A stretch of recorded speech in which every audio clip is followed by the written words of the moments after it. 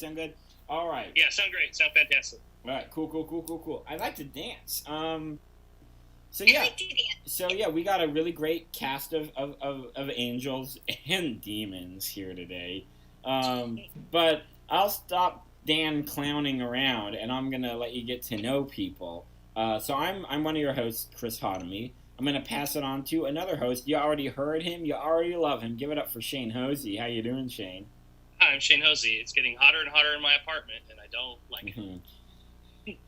That sucks. That's rough, buddy. Oof. Whoa, rough, buddy.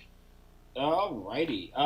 So how that's about it going on in your life. Anything new since last Saturday? Just this. I spent the last week doing this. You weren't that flexible last week. Yeah. That's why I practice. So you got your whole skeleton out of your body. You're inspiring. Thank you. All right. So what else is going on? Well, you already heard her and you love her. Give it up for Lydia Manning. Hey, what's up? Oh, not much. What's up with you? Well, I did a show last night where I got to do competitive meme making, Whoa. and I won. Yeah.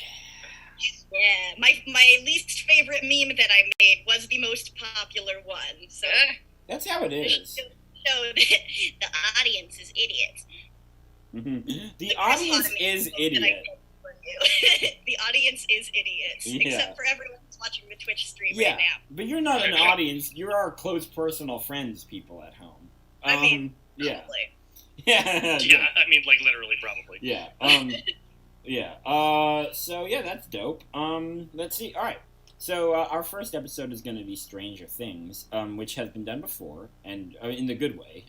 Much beloved, an all-time favorite episode. I don't wanna overly praise, but hey, you know what? Why not? Salem, your episode is often when people talk about favorite episodes.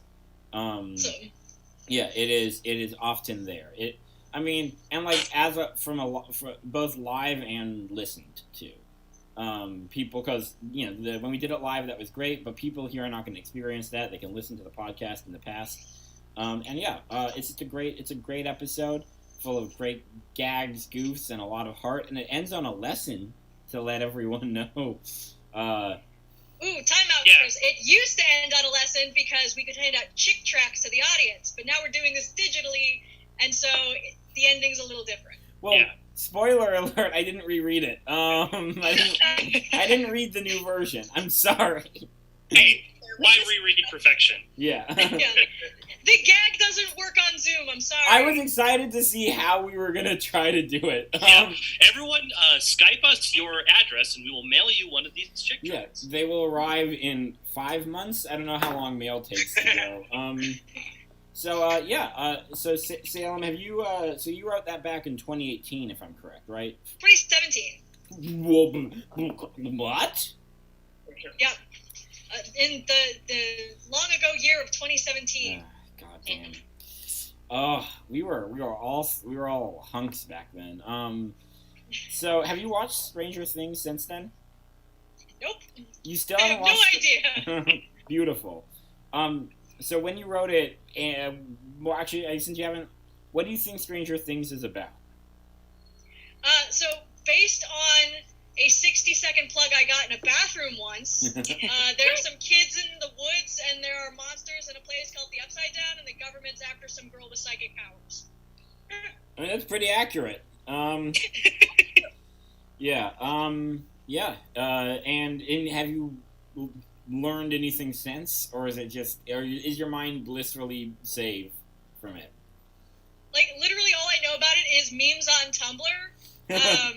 I have no idea. There's, like, new seasons, and it's the 80s now, I guess. Like properly the 80s, where everyone's wearing, like, terrible clothing. Good clothing. Everyone's real mad about the press sexualizing the main character, who's 15 years old, so... Ugh. That's the sum total of my knowledge. Oh yeah, that's not great. That's good. I mean, it's good that you have that knowledge. That is bad. That knowledge isn't great. Yeah, it's good. You need to do your research. It's You're telling me that Tumblr isn't the source of all information? It's so weird to just know that Tumblr still exists after they, Right?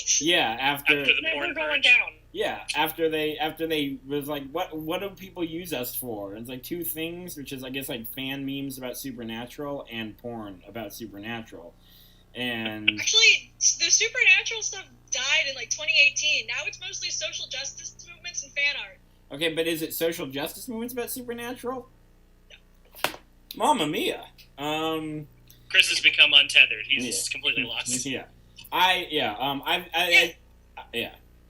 Supernatural is problematic now. So instead, everybody's talking about supporting the Apache Nation and about that Vietnamese kid that got arrested recently for distributing police information. Oh, well, good Tumblr then. Tumblr, yeah.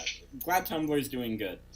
All right, so let's introduce some other beloved people. I wanna talk to Karina right now. Hey, Karina, how you doing? I'm doing good. How about you? I'm doing pretty good. I feel good. Nice. I'm going to the coast right after this. Oh yeah, okay. I know. But you have Really? just done a big journey, right? Yeah, I'm in Mexico right now. It's very loud outside, so apologies in advance if you hear cars. I They can't. have cars in Mexico? Yeah, I know, right? It's crazy. Never would have expected it. What a wild world. Yeah. So if I'm correct, you did the smart, healthy, current era thing of being like, life is bad. Why not live it in a way that makes you happier? I did the Irish goodbye on the USA, I think. I left without saying bye. I just kind of failed. Right? I didn't really tell anyone. I just shared an article. I just shared like a thing on Facebook the day before I left, Yeah. and then left. So I didn't really tell anyone. Yeah. I like that you left Portland and then moved back for long enough to have the article Like a written. month. Yeah. So they could still call me a Portland comic, just Yeah. long enough to be able to say that. Yeah. Hours.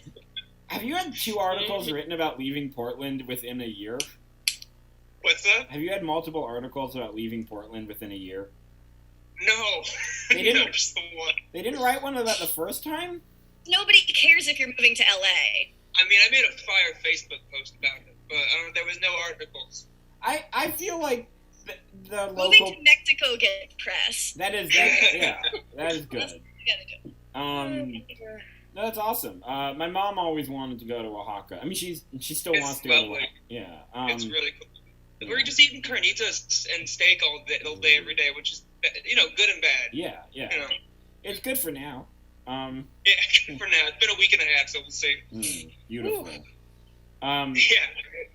And to people at home, Karina wrote our primo Doctor Who episode. Yeah.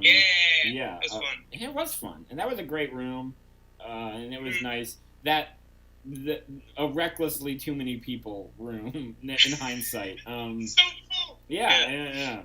And that was really fun. Who's the guy narrating? The narrator was great. Do we have Mark narrating that, Shane? Mark I back? think so. Yeah. Yeah, Mark. He was great. Yeah, Mark is our occasional British narrator. Yeah. The original narrator of Yeah. Spec Script. Yeah. Oh, okay. But Mark. Yeah. We should have Mark back, but he also has a family, and it's always weird. Yeah. Like, live with. grew up. Yeah. Like Shane's has nothing going on. I don't. Okay, yeah. I don't. And that's the way I like it, baby. Yeah. But yeah, so check out Thank you Karina's for episode. leaving your wife for the show. Oh yeah, no problem. All right. We're gonna bounce to the upper corner. We have some Spec Script debuts on this show. So first time, we got Allison Mick. Hey, Allison. Hey, that's me. Hi. Yeah, that's you. Welcome to Spec Script. This is your first time on the show. I'm so excited. I'm excited. Allison's really cool. Former Bay Area comic, now a cool LA comic. Was going to be one of the cool people on our Bird City show, but that festival responsibly canceled. It canceled like when there was still like debate over whether festivals should cancel. So I really appreciate that the people, did that. I like that they decided not to be the mayor from Jaws. Exactly. There's so many Jaws mayors out there. So many Jaws mayors. So many. Portland has a Jaws mayor right now, Ted Wheeler. Or is he worse than he's worse than a Jaws mayor? Like what if the Jaws mayor did war crimes? That's the Brazil president took his mask off to tell reporters he has coronavirus. That is Look, so wow. on one hand, I hate Bolsonaro because like he's a horrible person. He seems like a terrible dude. Yeah, like in all levels. Like, and his like children are involved in like death squads, and he was like a torturer, and he's like he hates like he's just all the form of bigotries he has, and he's doing genocides. Yeah. But on the other hand, I love how he keeps on getting coronavirus. Like he just gets it like every week, and then he just gives it to people. Like half of the photos of Bolsonaro are him looking like he's dying, and it's like, I mean, there's no justice in the world, so he's gonna live forever. But yeah, that's how it works. Yeah. Cheney's still alive, allegedly. Yeah. So He's like third heart by now. you see that Dick Cheney movie? I'm not gonna talk about it. I'll talk about that in the post show. So Allison, how's SoCal life going for you? Well, my apartment is fine. I don't leave it, so we're good. And that is all we need to hear. All right, gonna bounce over to Melina. Melina Best, how you doing? Yeah, wow, great hair. Melina? Honestly, it does look really good with the roots. Yeah, You guys, stop flirting. We're trying to do a show. Yeah. Melina, who wrote our great One Tree Hill episode. Real cool Portland comic. What do you got going on, Melina? What should people know?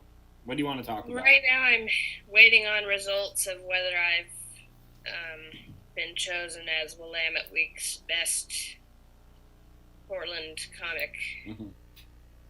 Well, knock on the microphone. I've got one near me. I've got so much. Yeah. I wish you the best of luck there. I'm rooting for you. That being said, because like sometimes Ian Carmel got nominated for that, I know. and if he wins, like that would be very funny. Like it'd be bad, and Wait, it'd be. he got nominated this year? He got nominated this year. What? Oh my god! What? By who?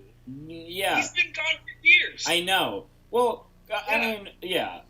Some people earn it, like Melina, and then other people, I guess somebody just was like, well, People are in Carmel. yeah, He's great, but he's an LA comic. He's Yeah, a exactly. Like show. yeah. he is very funny. So Melina, I want you to win. I voted for you and all that jazz, but from a Joker-fied perspective, it would be very depressing. It would be yeah. So hopefully, hey, you've been working really great this year. You've been doing a lot of good work, and you've been really, so yeah, good job. Thanks. Yeah. If it's not Melina or Ian, we'll burn the city down. Yeah. But the city in LA. Yeah. So Melina winning is a good movie. And like Ian winning is like The Room. Like, and then anything in Sometimes you want to watch The Room. Yeah, sometimes you just want to watch the world burn with The Room. Anyway, so all right. So after telling Melina that I'm partially rooting for her to lose, no, I want you to win. I'm gonna move to another Spec Script debut. We got Daniela. How you doing? Hi. I'm Yeah. Thanks for doing the show.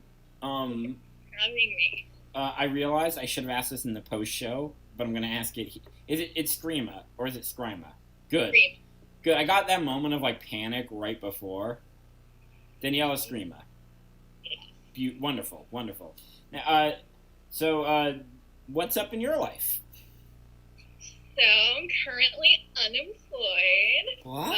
But I'm actually working as a producer right now on a movie that's supposed to start shooting in Portland next month. Wow. Savage Midlife. Yeah. So we'll see if that happens. About wrestling. Yeah. A bunch of. Oh, who did we lose? We just lost somebody. Oh, sorry, we lost. Never mind. Ignore us. We just lost somebody on the. Oh, I get it. It's all good. Yeah, no. A lot of our listeners and fans like some good old fashioned wrestling, and and yeah. So it's important to tell us. Tell us about wrestling, the wrestling stuff. The It's movie. important to tell us about the wrestlers. Yeah. So basically what this movie is about is like kind of there's a fictional macho man Randy Savage character called Raging Abe, and these two kids in the 80s that are wrestling super fans, and they go to Wrestle Madness because WrestleMania is copyrighted, and they catch his tank top, and it's like this prized possession. Then they lose it. Fast forward to 2020 in adulthood, and the tank top comes back into their lives. So it's kind of like an action adventure story with a big 80s feel to it. Oh, that's good. Well, what a perfect a theme to like link in with this, because we're living that 80s life. Yeah, going back. All right. Oh, hey, welcome back. But yeah, I just stopped my video because I have to be ready for work when we end this episode. So I'm here. rubbing it in that you got a job. I see. All right. So we're gonna now bounce from Daniela Screama, and we're gonna talk to Aviva Siegel. How you doing, Aviva? Good. How you doing? Good. We're hanging in. Yeah. We've got some fun recasting to do right now. So Yeah, Chris, you do that. I'm gonna go take care of Interesting. a thing, and you tell us all about your Let's life. talk to Aviva. Aviva, how are you? Have you been? How are you enjoying quarantine? It's all right. I'm here with my boyfriend and our two cats, Hambone and Flippy, and Are they going to be making an appearance later? they absolutely could. I'll arrange That'd be for great. it to happen. That really boosts our numbers. Yeah. Oh God, they're hiding right now. I'll get them. I'll get them in here for sure. All right. But I'm doing good. Do you have any particular history with Stranger Things or anything like or Do I have a history with everything the 1980s? No. I mean, I was, as someone who was born in the middle of 1989, I definitely, experienced a lot of the 80s. It Many was fond definitely had a memories. big impact on me in those 8 months that I lived in the 1980s. But Stranger Things, I honestly wasn't the biggest fan, and as much of a Winona fan as I am, I thought her acting choices were insane, and the fact that people praised them was really confusing to me. It seemed very over the top. I'm glad that she was cast in the trend of her being, and fucking Heathers and Beetlejuice, and the casting made sense, but her acting was nuts to me. That being said, I watched every episode. Excited to read this one. And you're playing. You're playing. Are you playing? Who's playing Winona? Sheriff? Oh, you're playing Sheriff. Oh yeah, cool. All right. Yeah. All right. Yeah, well, that's our amazing cast. So, woo, yay. Hooray. This is so exciting. I want to bounce on one thing about before we start in the reading. This is the first time that Aviva and I have ever done a show together, but we've tried to, in some capacity, or I've tried that Aviva on stuff since like 2013, and it finally happened. And it was going to happen like earlier on this streaming thing, but then we kept on canceling shows because of society, and I'm just really happy that it finally happened after almost 8 years of knowing each other. Finally, we get to collab, and I'm so happy that it's that you're both on this amazing Stranger Things episode, and then after that, we're doing your amazing Transformers episode. So yeah, party, and thank you, Aviva, and yeah. Thank you, Chris. Very excited as well. Oh, cool. Yeah. And also, thank you, everyone. And hey, thank you, America. So, What? as delicately as possible, are we ready to start? Yeah, I'm gonna be this? playing Mike. Okay. I'm gonna be playing Mike, which is good fix. the obvious thing. And then I guess also the Well, before you say who you're playing, why don't you introduce yourself, tell everyone who you're playing, and then your favorite piece of 80s nostalgia. Well, that's what they call you. And Old we'll do the pro whole. host. Hey, you know what? Yeah. Why doesn't everybody do that? Huh? That's such an Starting with Chris. All right, you be right back. All right, so hi, my name is Chris Hodemy. I'm going to be playing the character of Mike, Agent 1, and Government Guy 1. Government Guy 1, and Pazuzu. No. And Dagon.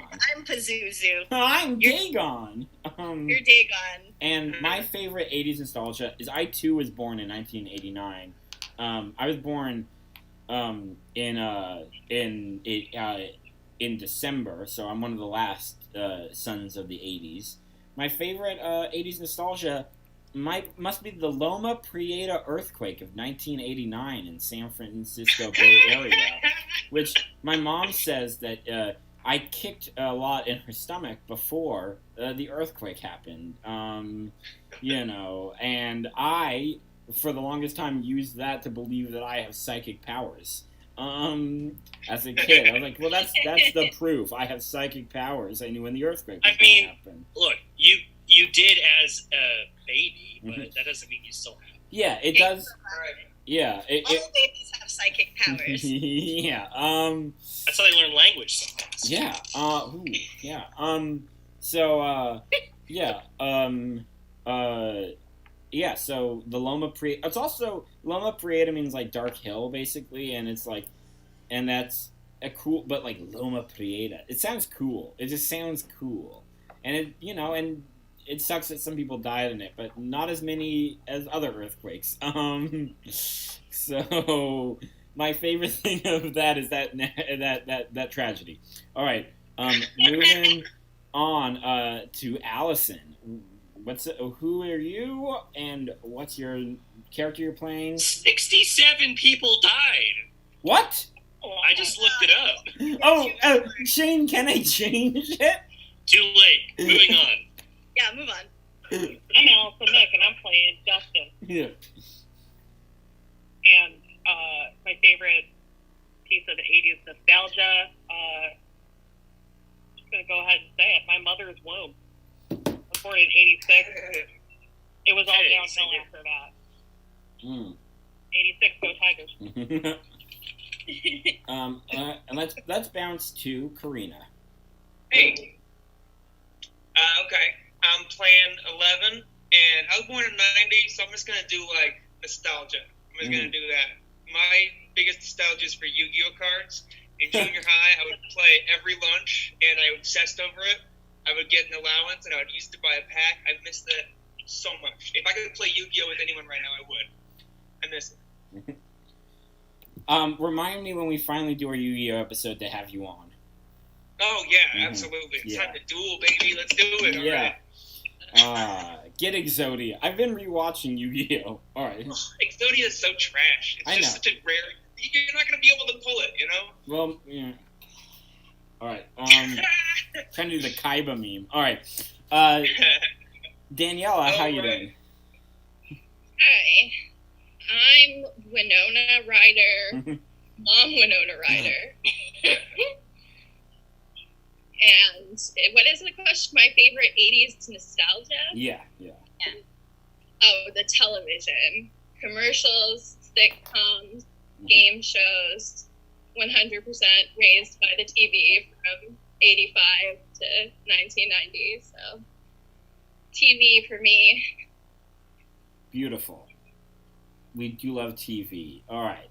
Now, scooting over to Aviva. How's it going? Good. Mhm.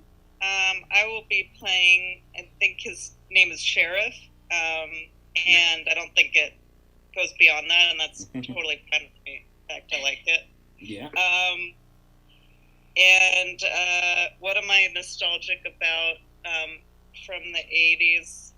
Let me just make sure. Let me see when this particular... I mean, I also was the child who... Yes, okay. I don't know if this counts. You know, when I was a kid, I really just loved the show Family Matters so much. I just looked up when it premiered. It was September of 1989. Mm-hmm. It's more of a 90s show, but, you know, I definitely felt a deep connection with Urkel. And, but yeah, just television in general. I'm going to piggyback on that. TV's and good. say TV and anything else from the 80s? Oh. I mean, when I was in high school, I was a Pantera fan, and thinking about Pantera in the 80s makes me laugh because they were a glam metal band. Something I wasn't there, but I guess I feel I co-opt other people's nostalgia, Mm-hmm. and so I'm just gonna do that with hair metal and television as well. Hair metal's a good one. Wonderful. Yeah. All right, and then Melina Best, how's it going? I haven't. I'm Melina, and I'm playing Will, and I have literally no idea an answer to that question. You're so 90s. The 80s sucked. RoboCop, the only good cop. My cousin, because she's born like 4 days after me. I mean, a few years before me, but Time is wild like that. yeah. All right. And so to the writer, Salem Gray, what's up? What's up? So I'm Salem. I am Lucas on this one. My favorite piece of 80s nostalgia would definitely be McDonald's Happy Meal toys. Do you guys remember those from the 80s? Those used to kick so much ass. They suck now. Yeah. I still have like the whole set of like the McNugget kids and the little Halloween costumes. Oh, phenomenal. Really gone downhill. Agreed. Chris, are you peeing right now? That's my secret, Lydia. I'm always peeing. I know.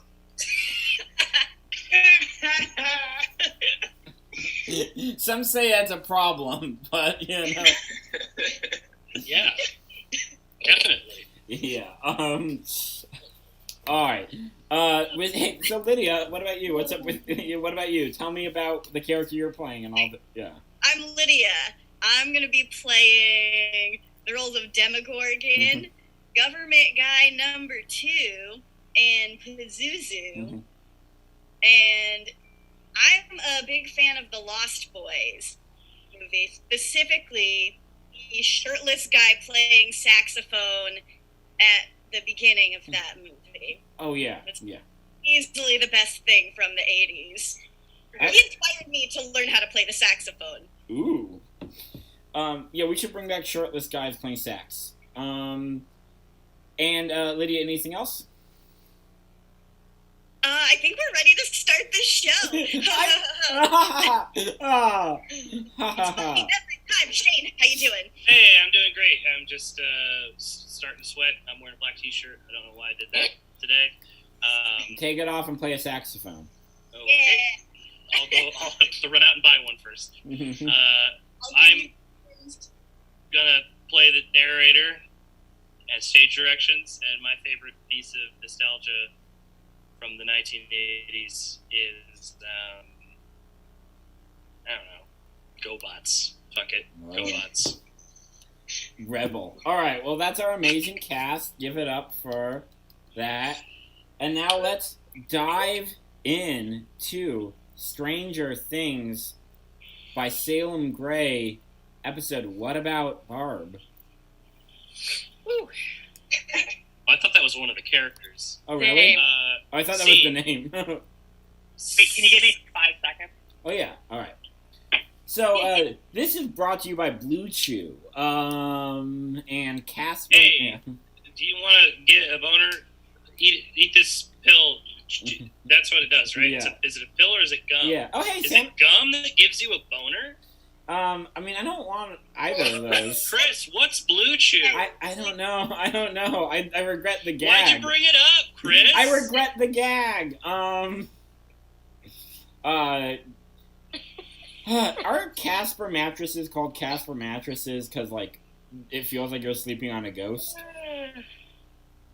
You'll sleep like the dead. Casper Mhm. mattress. Scene 1. Exterior. Day. A small town in the 80s. Hairstyles are big. Shoulder pads are in and also big. And telephones are decidedly not portable. Hey, do you guys remember Teenage Mutant Ninja Turtles? They were great. I would probably have been Donatello. In this particular town, 4 boys are sneaking away from TV dinners and reruns of The Love Book in order to meet in the woods to play Dungeons and Dragons.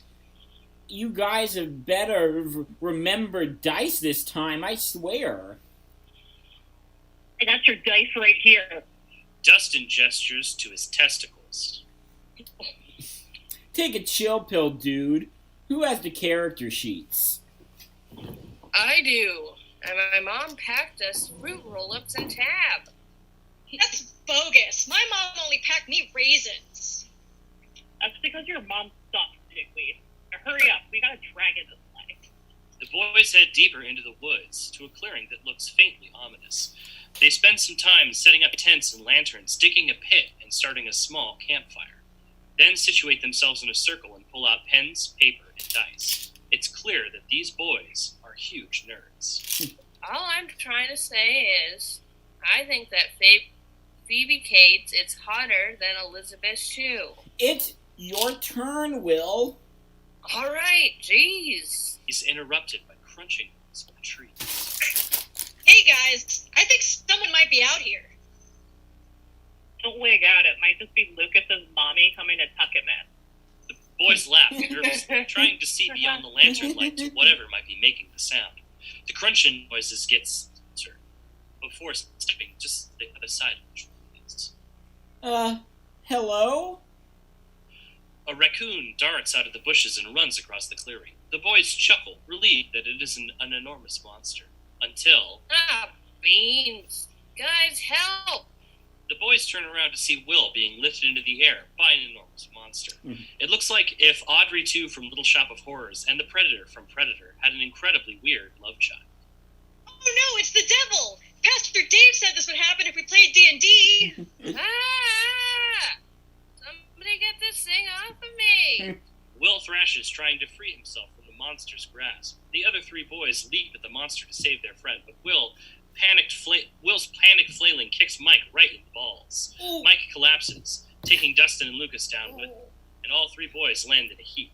By the time they right themselves, the monster is disappearing into the trees, still carrying Will. What do we do?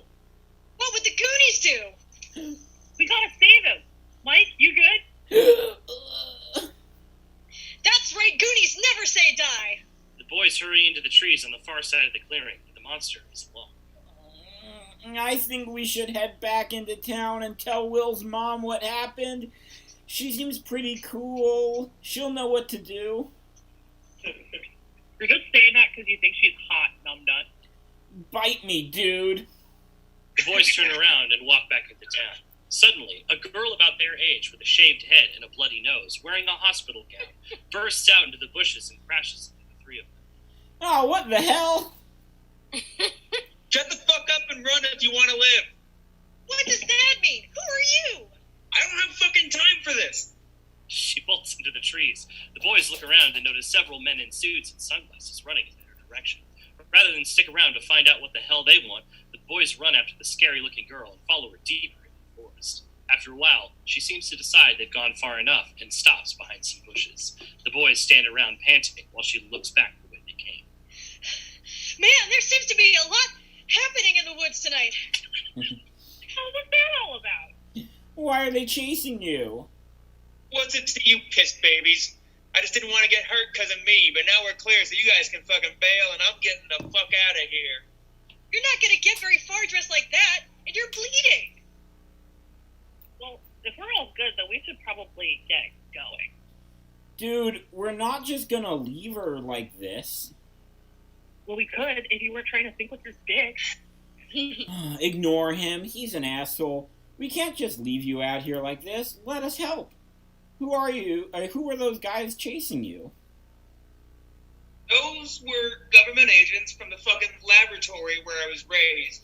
See, there's been a hidden government facility in the fucking woods for years, and they cloned me out here in order to test their fucking interdimensional portal.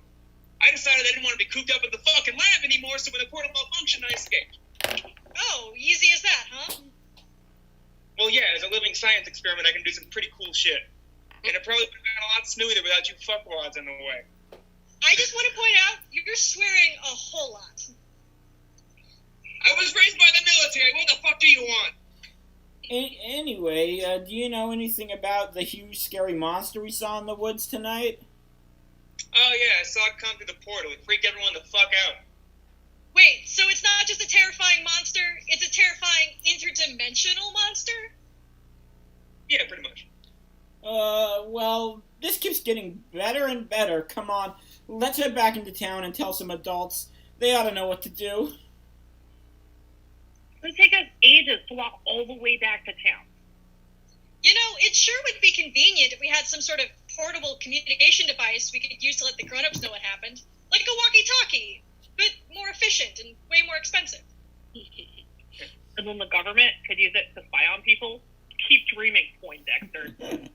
The kids continue bickering as they make their way through the woods. A shadowy figure can be seen through the trees, following them in the distance. Scene 2. Exterior, sunrise, a small house. Hey, do you guys remember Transformers? That was a great show. The kids make it back into town as the sun is setting and heading straight for Will's house. So as the sun is coming up and head straight for Will's house. They ring the doorbell and tell Will's mom, Winona Ryder, answers the door. What are you boys doing here so early? I thought you were all going camping in the woods by yourselves all night in a manner that seems perfectly safe to me, a mother in the 80s. Well, we were, but then something freaky happened, and well... He looks at the back of the other two boys, and they shrug. Just then, Eleven's stomach growls loudly. Oh dear, did I not pack you kids enough fruit roll-ups? Come inside and I'll make you breakfast. The four children follow her into the kitchen. Winona Ryder pulls a box of Eggo waffles out of the freezer and begins sticking them in the toaster. Now what was it you were trying to tell me, Mike? I've got to say, you're taking this really well. I figured you'd flip out when we showed up without Will. What are you talking about? Will's right over there. She gestures at 11 and actually turns to look at her. That's not Will. Who the hell is that? You're just now noticing? What's going on? That's what we were trying to tell you. As everyone starts yelling, the sheriff steps into the kitchen. What's all the ruckus about? Winona, you said the kids wouldn't be back for ages. What's the sheriff doing here? What, you kids are the only ones allowed to have sleepovers? It's not important. Now, what's going on here? Will's missing. What are you talking about? He's right over there. The sheriff gestures at 11. That's not Will. The sheriff turns to look. Huh, I'll be damned. Alright, why don't you boys tell me what happened? Oh, well, you see, we were camping out in the woods by ourselves like any normal children our age might, and some terrible monster came and kidnapped Will. We tried to go after him, but we got lost, and then we ran into 11 here. She says they're all evil government guys doing creepy experiments out in the woods. We didn't know what else to do, so we came back to town to get grown-ups, and now we're here. Now, you boys know there's no such thing as monsters, and the government is our friend. Why don't you slow down and fill in the details? Maybe you were doing something that attracted a bear. You were just playing D&D all night. D-on-D? Dungeons and Dragons. It's a game where you pretend to be wizards and fight goblins and stuff. Oh no, I've heard of that. Pastor Dave said it caused a satanic possession over in Omaha. Boys shouldn't be mucking around with that sort of thing. If you just paid more attention in church, your friend might not be in this mess. It's the menfolk talk. Winona Ryder continues toasting waffles, pulls out butter and syrup. She puts a plate of waffles in front of each of the children. 11 takes one bite of her waffle and her eyes go wide. She uses telekinetic mind powers to levitate everyone's plates in front of her and starts eating all the waffles at once. Lucas reaches for a waffle near the edge of the pile, and she hisses at it and then resumes eating. Did anybody see that? See what? Alright then, I guess we'll have to go out into the woods to investigate. I'll need you boys to just show me where this all took place. Maybe it'd be safer if the boys just described the place to you, and I could ask Barb to babysit them while we go check it out. Who the hell is Barb? There's nothing for it. We'll have to take them all with us. There's no telling what they'll get up to if we leave them alone.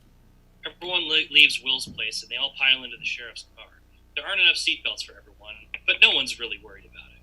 As they pull away from the curb, a shadowy figure appears in the upstairs window of the supposedly empty house and watches them go. Scene 3, exterior, sunset already somehow, a narrow road. Hey, do you guys remember hair metal, like Van Halen and Motley Crue? Man, that was real.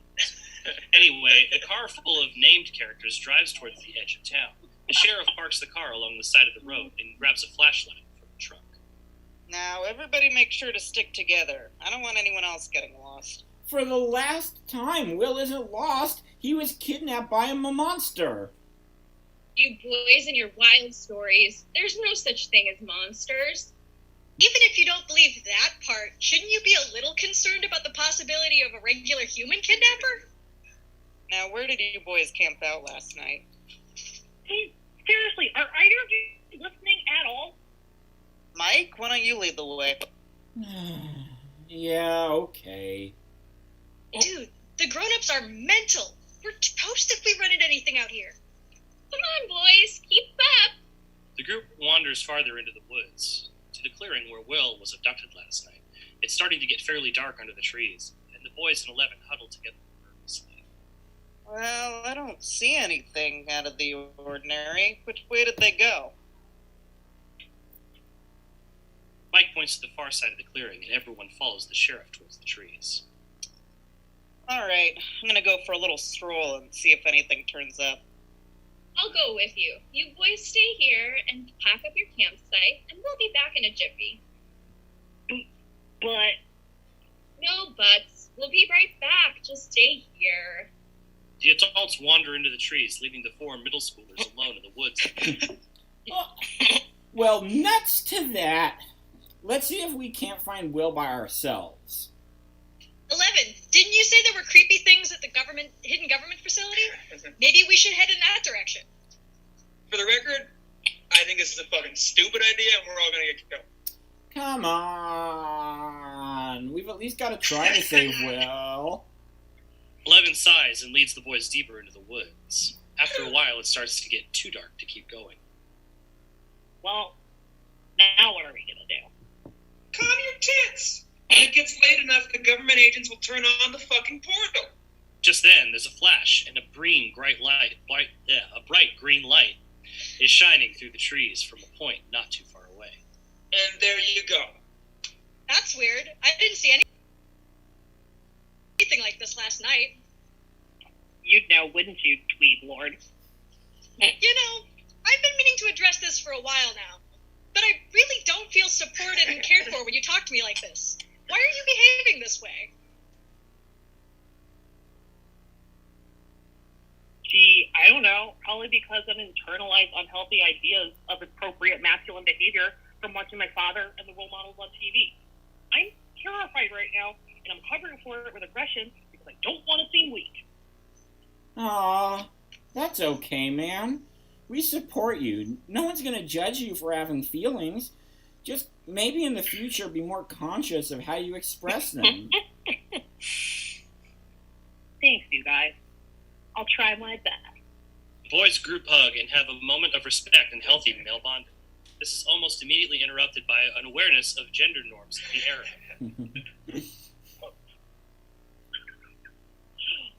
Alright, get off me, you bundle of sticks. But he didn't say bundle of sticks. This kind of language, though era appropriate, is not something that the writer is comfortable with.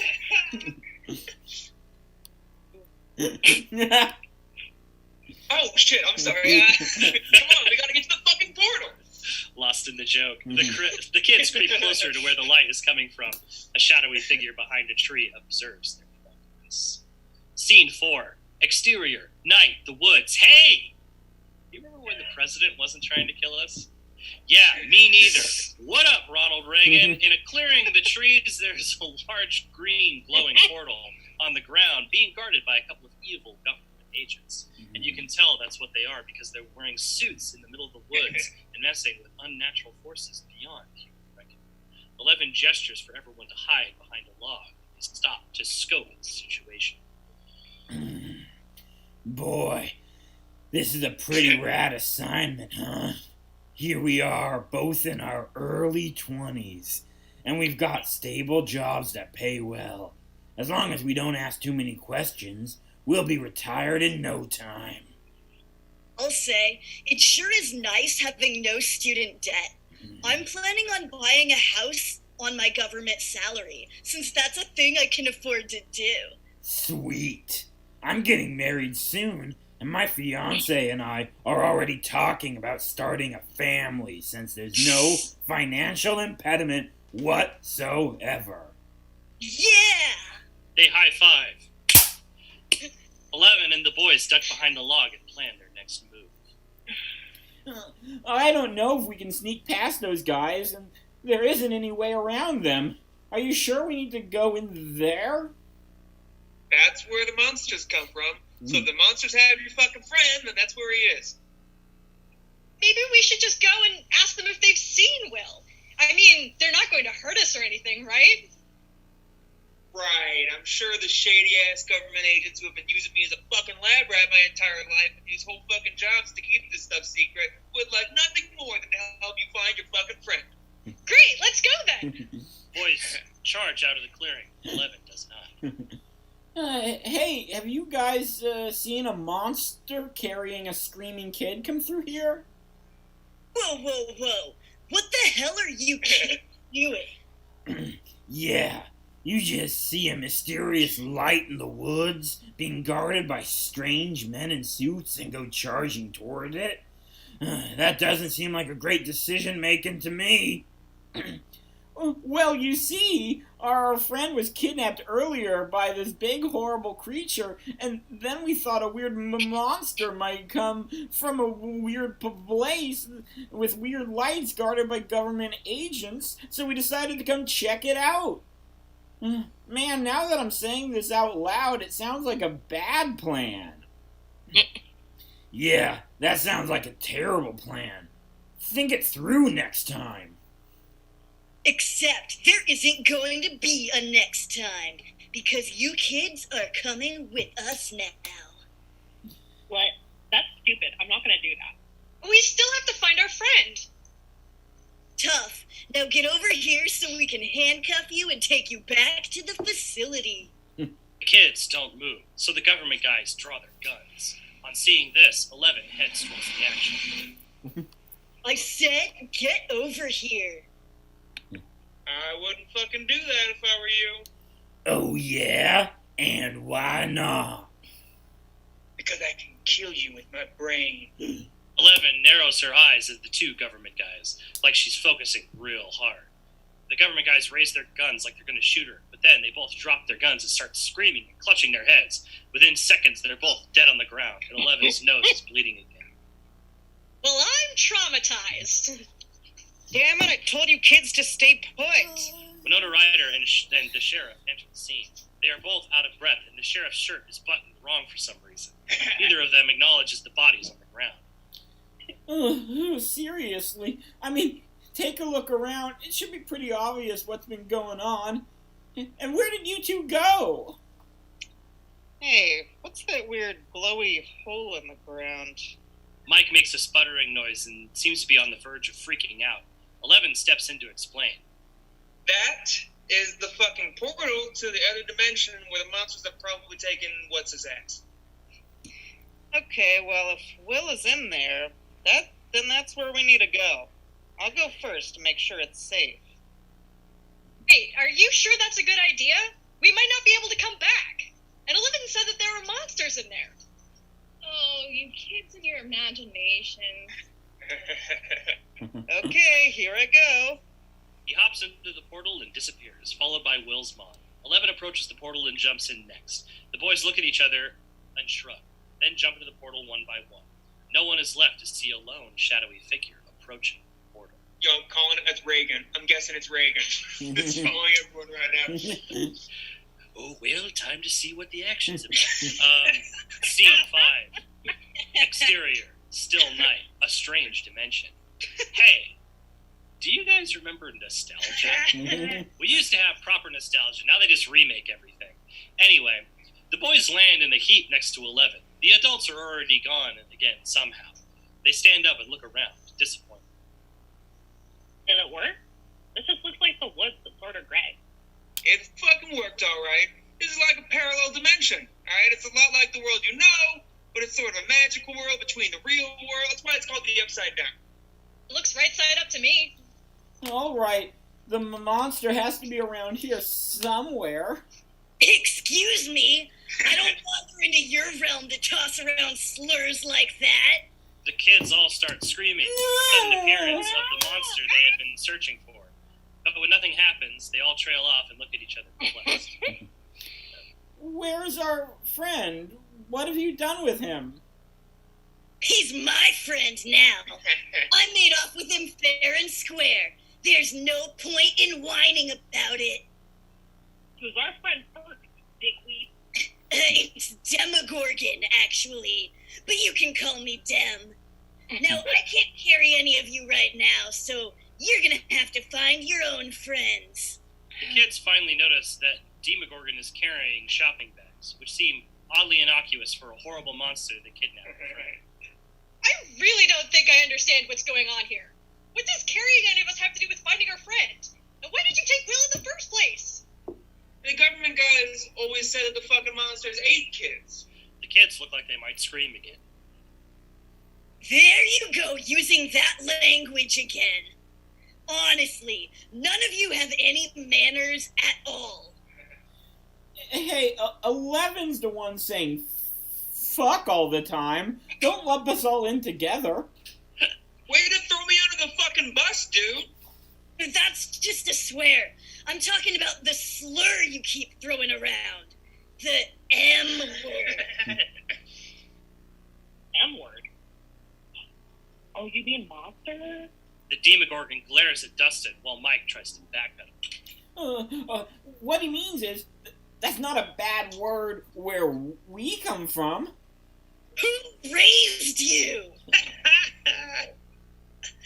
Hey, at least we don't run around stealing people.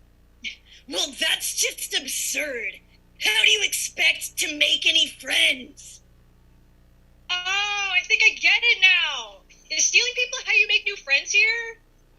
Of course it is. Why? How do you do it? The boys look at each other for a moment. Nintendo and dick jokes, mostly. What he's trying to say is you find some common interests and spend time together. Oh dear. Is that why new friend has been so troubled? We hardly spend any time together at all. His name is Will. Would you mind taking us to him? We might be able to help. I suppose that would be for the best. Come along then. The children look at each other, shrug, and follow the Demogorgon back to his apartment. Just leave your shoes by the door, please. Guys, I'm back! Two more creatures walk into the living room. The kids consider screaming, but decide it would be too melodramatic at this point.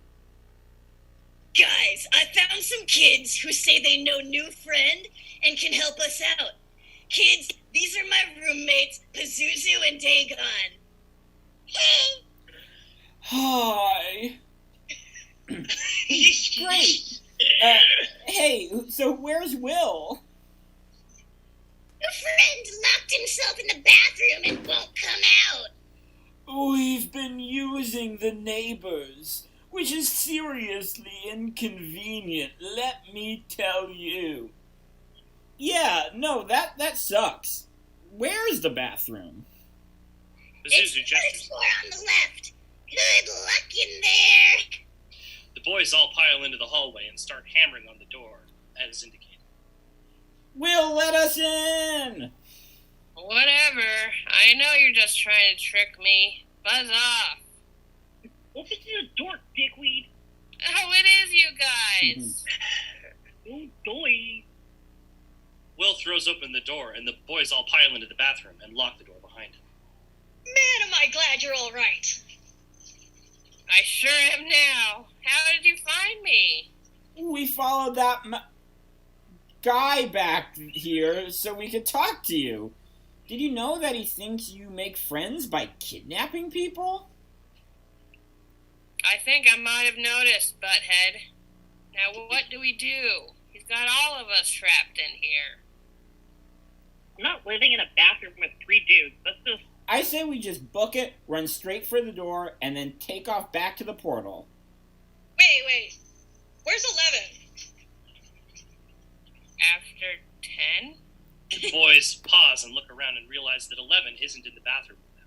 Instead, they can hear the sound of quiet conversation and girlish laughter from the other room.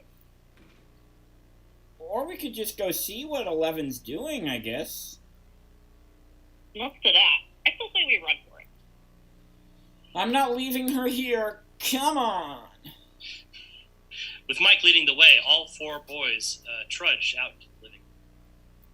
Ah, there you are.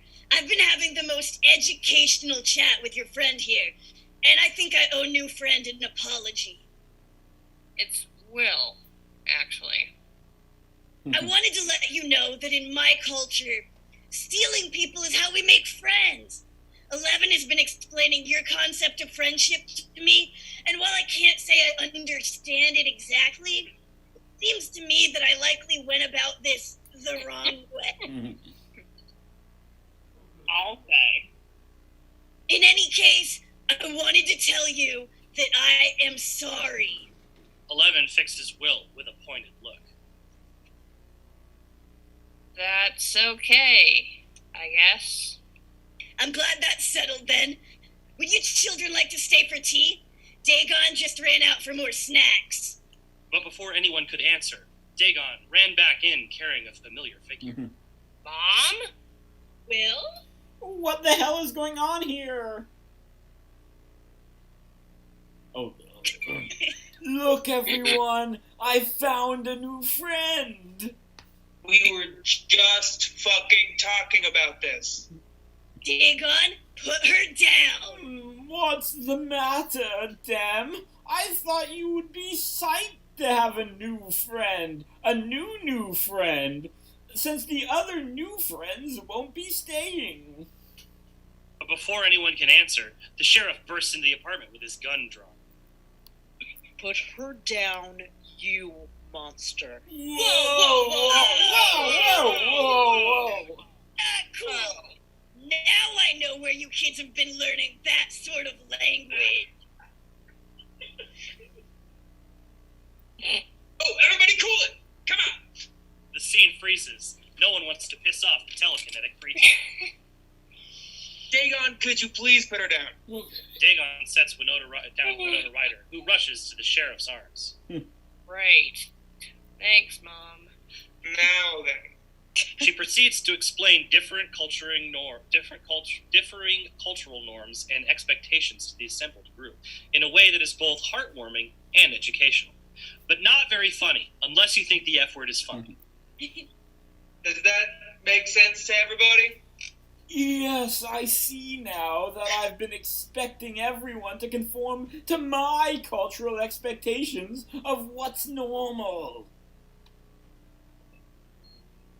And I understand that just because something's different and maybe a little bit strange doesn't mean it's bad. And now I know how to set appropriate boundaries in situations where I am uncomfortable. Well, I haven't learned anything, but I'll be dead soon enough, so it hardly matters. I wish you wouldn't vote in the meantime, though. I'm glad we were able to talk about it. In any case, it was nice meeting you all, but we really ought to be going now. Gotta put the kids to bed and all that. Alright, it is starting to get late. I'll accompany you back to the portal. It seems to me that I ought to shut it before anything else happens. The assembled group walks back to the portal and tells Demogorgon goodbye. Then everyone jumps in, this time landing back in the familiar forest near their small 1980s town. Boy, it sure is good to be back. Just then, a shadowy figure steps out into the trees towards them, finally revealing themselves to be... Barb? What are you doing all the way out here? I've been keeping an eye on the kids, and when I saw y'all go into the portal, I wanted to make sure everyone got back safe. Oh, Barb, how nice of you. What's that? Well, I'm glad that's over. Who wants waffles? Yeah! Dustin pumps his fist all up Breakfast Club. Freeze frame, roll credits, the end. Not you, the 80s about me. Everybody, that was Spec Script Stranger Things by Salem Gray. What's up? Speaking of nostalgia. Yeah. Yeah. I'm nostalgia for 2017. Great job, everyone. Yep, whoops, good, Shane, good barbing. I learned that Barb would have a line very early on when Salem messaged me, and I said, don't worry, I'll handle it. And Salem said, do a creepy voice. Good. That's good. I may have also realized that and didn't message you because I didn't want to distract your narrating. So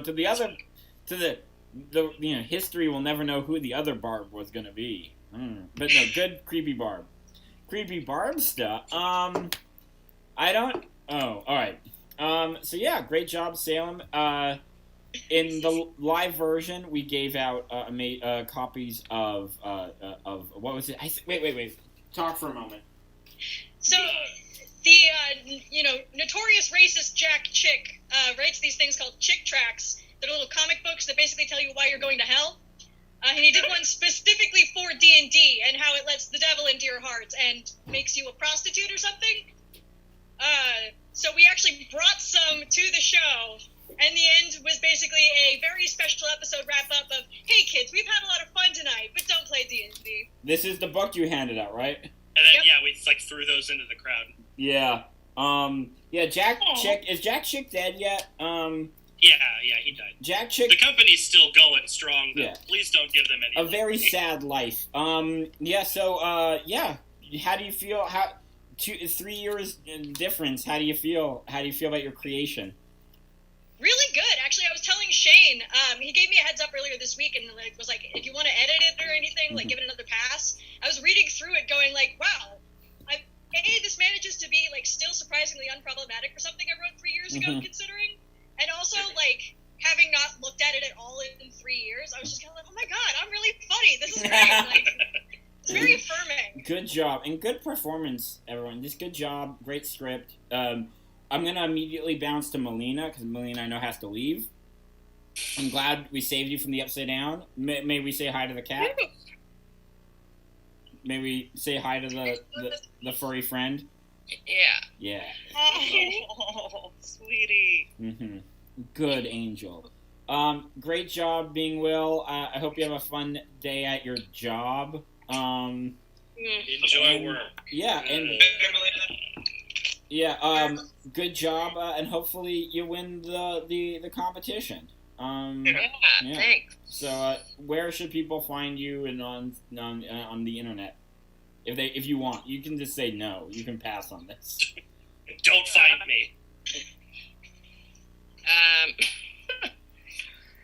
My Facebook is Melina Best, and my Instagram is Best Melina 123, and Reese's Instagram Reese Cat 3. Reese Cat 33. Yeah. Okay. Well, farewell. Party on. And, have a fun day. Thank you so much, Melina. Thanks for having me. Yeah. Follow Reese. The cat pics are really good. Yeah, good cat stuff. Very handsome. Mm-hmm. I forgot to say it's dice rolling time in that episode, by the way. Unrelated to Reese and Melina. It's dice Not rolling enough time. prop work in this show, goddammit. I gotta run and take care of one little thing. So Shane and Lydia, you're in charge. Alright. Alright. Melina. Hi, Melina. I'm Melina. Yo, is Pazuzu a Futurama reference, or is it a thing other than in Futurama? Isn't that a poltergeist reference? A devil, like Pazuzu is a name for like a demon, This is a real demon. Okay. Yeah, I looked up the old Seal of Solomon translation and picked names of actual demons for the other I characters. see. Professor Or, Farnsworth yeah, had a gargoyle named Pazuzu. You're in charge. Pazuzu I mean, that makes a lot of sense. Pazuzu! I think it's from The Exorcist, too. Oh, okay. Pazuzu's name is used You're in The trying to Exorcist. exercise, get a Pazuzu, all the different demon. Yeah. You have to know their name to do the proper Catholic exorcism, or You gotta be formal with it, you know. You can't just. Hey! Back. What up? Pretty, not much. Ooh, that's a good poem. Where'd you get that, Lydia? My friend has a tree in his yard. Sorry, I didn't stretch. Could you hand me one? Yeah.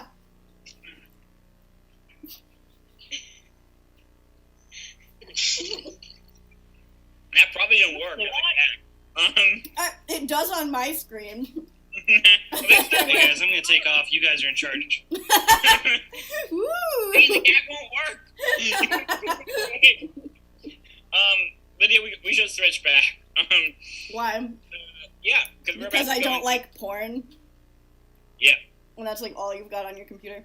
Oh well. It's just Garfield erotica. I'm over at Chris's house because my internet wasn't working, but we hadn't seen each other in person since I came here. I just walked in and logged on in the other room. I got too many plums. Anyone want any plums? Come to Portland and get plums. Yeah, I'll take one. No, please, yeah.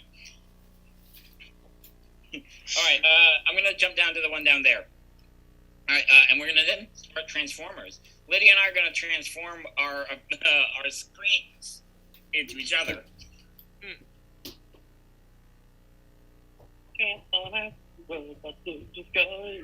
Transformers. Did they put me back in charge again? Yeah, I was gonna say, no one's in charge. Everyone left. Yeah, everyone's gone. Anarchy. We are funny. Alright. We trust all of you. Ooh, alright. You shouldn't. To not say the M word. Are you guys sanitizing those areas after being on them? Come on. Nah. It's our right. It's our free. All right. We got a new friend. New friend. Corona, and I'd be so mad. Hey, Mike. Hey, How's it going? going all right. About you guys? Mm.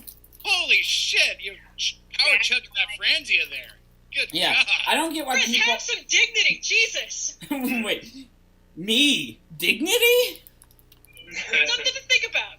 What, me dignity?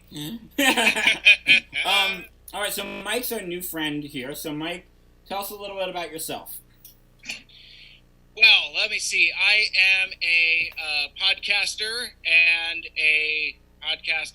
overall awesome dude, I guess. I don't know. Mhm. I do a podcast. It's called Mike Seibert Radio, named after the host of the show. I interview independent artists, a lot of musicians, podcasters. In fact, actually, I'm doing a stream with a guy that does pixel art, kind of like 8-bit Nintendo style, a little later after I'm done with you guys. And really, the main thing I do with my podcast is it's like, tell me about your thing, tell me your story. And it's really the main reason why I do podcasting is it's a great way to make new friends. And I've made a lot of friends through talking into a microphone and jumping on live streams and just hanging out with cool folks. So Well, that's kind of me in sort of a nutshell. That's awesome. I mean, I've had the honor of being on your show twice. Yeah. Really, you're a great interviewer and talk. You get us to ramble good, and yeah. The trick is tell me more. It's like if things just kind of start lagging. Tell me more. That's the most powerful interview tip I can give anybody. Thank you. So people should check out the Mike Seibert Radio podcast show. It's good. And you also love Transformers, right? I do. In fact, in the intro of my podcast, my announcer, a good buddy of mine, Dave Sanders, who I went to radio college with over at Green River, we were part of KGRG back in the day, and he says it's all the things I just mentioned. It's a pop culture show, about like movies and Transformers. But also Transformers. He mentions it like 3 times. Stuff and things, but also sometimes Transformers. So I'm basically what a lot of my Transformers friends like to call kind of like their favorite Transformers adjacent podcast. Because I'm not 100%, like that's not 100% of my content. But it does inform a lot of my content. And like I talked about making friends earlier and meeting new people, once you have a very niche podcast, you're suddenly in with an entire community. So like a lot of those artists that I've mentioned are fan artists that do mostly Transformers.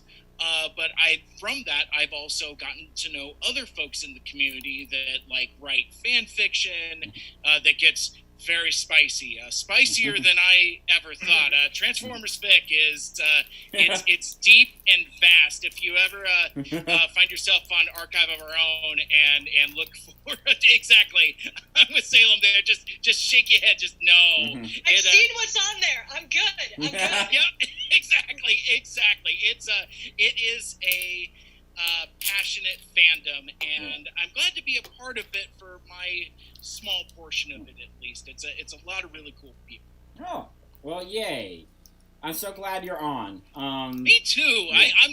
I was really excited when you reached out to me. You were like, "Hey, man, I know this is last minute, but I'm glad the timing worked out just right, because if it was an hour later, I'd be like, I already got an interview set up, but I think this window is just perfect, and I think everything will be just fine." Excellent. So yeah, we're basically gonna dive in soon, which is pretty much now. I'm gonna ask Aviva a few questions.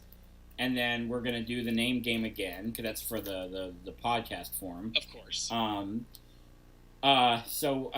Favorite robots we're going to do. Name, character. Oh, and I got to recast because we lost somebody. Aviva, what is your experience with Transformers? You're a writer. My personal experience, I mean, I was aware that there was a cartoon in the 80s. The only thing I really knew about that was there was like the big toy line, and then I remember my friends would be like, "Oh, do you know like Orson Welles had a voice in I think the Transformers animated movie?" Which I was like, "Oh, that's weird." I just had that was like a fact I had bouncing around in my head, and then I had definitely never seen the animated movies, and I also never saw the Michael Bay movies. But that was like more of the reference I had, which was just It's a movie about like big robots that can transform. Robots in disguise. I know that. And yeah, Shia LaBeouf, Megan Fox, and then Decepticons bad, Autobots good. In conclusion, Transformers. Robots in disguise. Yeah. Yeah. I mean, you pretty much covered it. I mean, that really is the fundamentals. You good. Shane. Yeah. You want me to play Boltina? Salem, would you be down to play Boltina? And Sure. Shane, can you play Shinebot? I will play Shinebot. Shinebot, I believe, has less lines than Boltina. Okay. I believe. And if I'm wrong, I'm sorry. But hey, this is live theater, baby. You know, like I mean, it always works out. I work a lot on the math of getting everything like ratioed perfectly, and then it always happens. Someone drops out and ruins everything. Yeah, and I handle stress very well. No.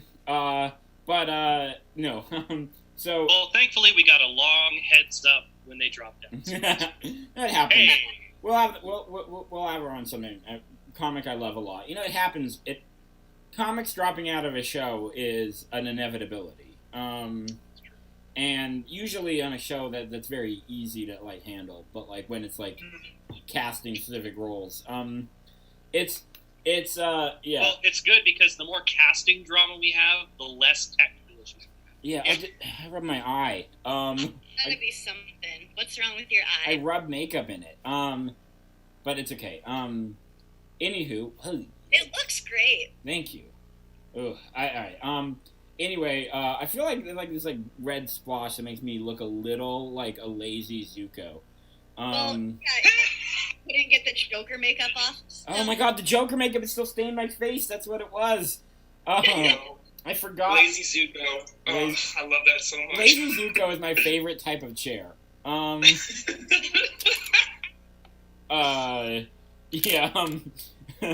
All right. So Salem, you're down to be Boltina.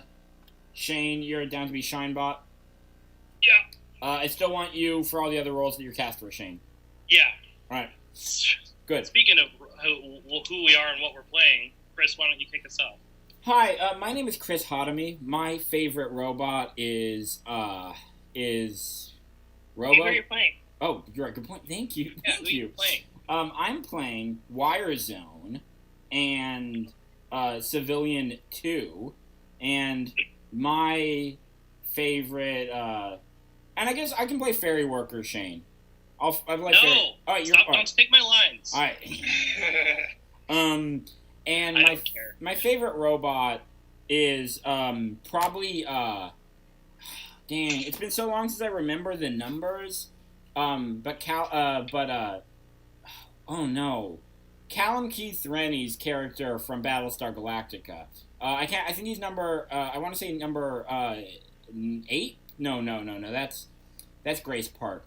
Anyway, Leoben. Leoben is my favorite robot from Battlestar Galactica. Thank you to anyone who knows.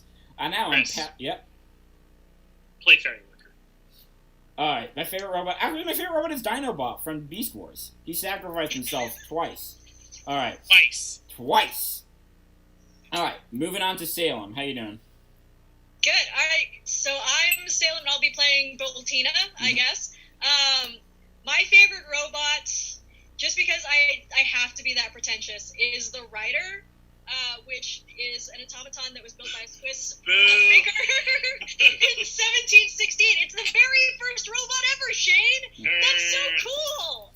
Fuck you. You're the first robot ever. You put your head in the toilet later, you nerd. You better sanitize that. All right, Karina, moving to you. Yes. All right. Hi, yeah. I'm Louis Starr, so I'm going to be doing a bad New York accent that's going to drift into other accents, so be ready to... Oi, forget about it. I'm walking here. I can't even... Yeah, okay. Howdy, that's the Big Apple. And can I do an android? Is that all right? Yeah, I think that counts. Okay, Android 18 is my favorite from Dragon Ball Z. Oh, that tracks. Yeah. That tracks. All right, Daniela, how you doing? Yeah. Mhm. So I'm going to be reading as the Statue of Liberty, Mhm. and my favorite robot is the T-1000 from Terminator 2. Yeah. Yes. Right. Yeah. It's a good robot. All right, Allison, how you doing? Hey, Yes. what's up? What's up? Who are you playing? I'm Allison Mick. I am playing Optimus Prime. So excited. And favorite robot or the robot we identify with the most? Because the one I identify with the most is Rosie from the Jetsons. She's like a working class, salt of the earth robot. Man. But spiritually, I'm more of like hedonism bot from Futurama. Yeah. See, I just want to be constantly in recline, being said things. yeah. So you're a rosy cusp with a hedonism rising. That kind of, I'm a Taurus with a Virgo rising, so it's very Yeah. All right. Let's see. Let's go to Mike. How are you? Hey, Yeah. I'm doing great. I love your I'm voice. really excited. I'm just really excited. I can't help it. Yeah. My name is Mike Cyber, and I will be playing the baddest, most extra bitch of all Transformers, Starscream. And my favorite robot, and you know, you guys all had awesome answers, and I was trying to find a character that's not a Transformer, and I'm failing miserably because Transformers are my shit. Yeah. My favorite Transformers character is also my favorite robot. I like this little guy called Soundwave. Oh, Soundwave is great. Deck, and he's got an army of little dudes with him at all times, and he has this really cool sing-songy vocoder voice. And he's like, Soundwave superior, God's inferior. He's fucking awesome, and is the most quintessential 80s robot that I can think of. So that's my answer. All right, that's a good robot. And then to our writer, Aviva. Tell us about your favorite robot and everything else. Well, today I'll be playing Megatron, who is one bad bot. He's he's not so good. He's a bad guy, and so he's bad. One of my favorite bots in history. I mean, you know, not a movie that's talked about a lot, but one that has weirdly stayed with me is the movie Bicentennial Man. Where Robin Williams, at the beginning he's a bot, and boy does he want to be a man. So over time, like, it takes, after 200 years, then he's finally, there's no bot left to be seen. And then he actually, I don't want to spoil the end of Bicentennial. Thank you. But he lasts a certain amount of time. Let's just say that. And it might be 200 years. Ooh. Okay, well, just see for yourself. I wonder. And then Lydia. Yeah, what's up? Yeah. I'm Lydia. I'm going to be narrating this episode, Stage Directions. And my favorite robot is Gigolo Joe from AI. Indianapolis comedian Joe Bates recently had a fictional robots bracket tournament where people could vote on their favorite robots, and I had Gigolo Joe going all the way, and he lost in the first round to Astro Boy, so kind of devastated, ruined my life. Chris has Cinderella story for Astro Boy. Wait, what? Astro Boy's a hack. Yeah, Astro Boy is a hack. Thank you. Yeah. But when you put things to the public to vote for, the hack stuff wins. Alright, my name is Shane Hosey. I'm going to be playing the school bus, not the ferry worker. Chris, you're playing the ferry worker. What? Yeah. Citizen number 1 and Shinebot. Yeah. So I only have to do 3 voices instead of 4. Okay. And my favorite robot is Astro Boy. Oh. Second, Lydia. Hey, Daniela, I think I'm gonna. How about you play Fairy Worker? It's because then I think that evens out the ratio of lines a bit better. Okay. Unless you don't want to, and that's okay. No, that's fine. All right, because I also love doing a working class New York accent, but like You can take it. And if you want to pass it to somebody, you can. No one is playing Fairy Worker. Yeah. Fairy Worker is just gonna get potato through the entire Yeah. episode. Yeah. It's hard to relate to someone that has a job right now. All right. So that's our amazing cast. And just making sure I'm playing. I'm Wire Zone. Good. All right, we're all set. And Citizen 2. And yeah. So that's our amazing cast, which means it's time to be more than meets the eyes as we have Aviva Siegel's episode of Transformers Meet Your Ears. All right. The episode's titled Sheet Cake from Ralph's. Last time you did it, and it's the inconsistency. Yeah, I know, you're right. Well, it took me a moment to get the title. And I wanted you gotta scroll down. I wanted the applause of when I said more than meets the eyes and then meets the ears. I wanted because I could hear the trillions of Spec Script viewers. Well, do you want to try it again? What? Want to try it again really quick? Okay, yeah. So, I'll do it, yeah. So, now let's get ready for something that's more than meets the eyes, as Aviva Siegel's episode of Transformers meets your ears, as we do Aviva's episode of Transformers, Sheet Cake from Ralph's. Boo! at your joke, not at the script. Right. Exterior. Desert Canyon near road curve. We see that a bus full of school children is hanging off a ledge. The school bus is a transformer, and he is about to jump. Optimus Prime is trying to talk the school bus off of the cliff. Listen, Mr. School Bus, you don't want to do this. I'm here to help you. I'm beyond help. It's too late for me, man. It's never too late. We're gonna get through this, alright? Listen, what's your name, friend? Name's Buster. I'm really freaking scared right now. Okay, Buster. I'm Optimus. Now, what is going on in your life that would make you want to do something like this? I hate my freaking job, man. I can't take it. It can't be that bad. Working with kids sounds very fulfilling. You don't know what it's like in here, man. Tell me about it. Okay, well, first off, having a bunch of disgusting kids inside you is disgusting. Dropping lollipops, wiping their snot on you, it's freaking gross. I mean, you don't have to be a school bus. I don't? No. Buses can do plenty of other things. Some buses can provide public transportation. Some buses bring travelers to new destinations. Some buses are even gutted out and made into funky DIY trailer homes.